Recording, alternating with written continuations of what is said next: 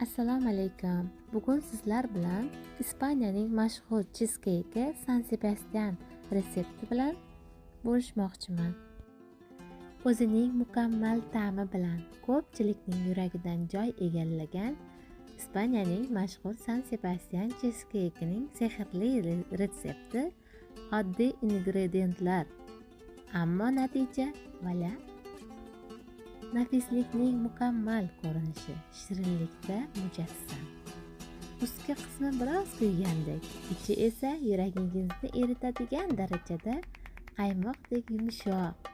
Har bir bo'lak sevgi kabi nozik va o'ziga tortuvchi, birinchi marotaba o'xshab chiqadigan ishonchli retsept endi sizlar bilan. 700 gram krem chizimizni 150 gram shakar bilan mikser qilib olamiz.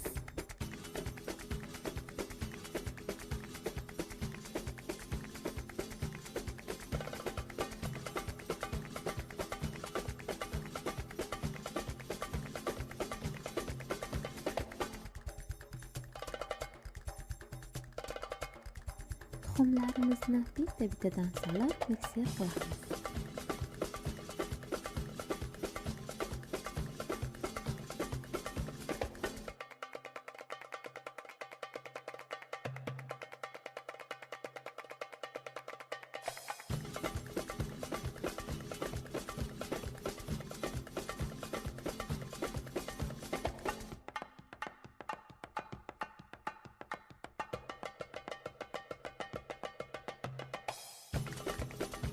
Uch yuz gram qayrog'imizni, 30 gram kraxmal, 0,5 qoshiq vanilin, 0,5 qoshiq limon suvini solib va hammasini mikser qilib olamiz.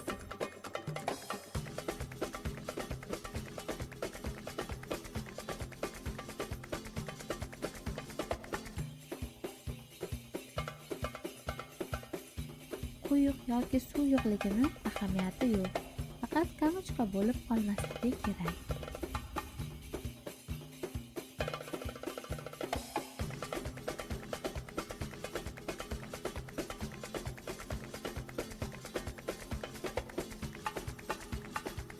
Yigirma diametrli qolipga pergament qog'ozni joylaymiz va massamizni qolipga solamiz.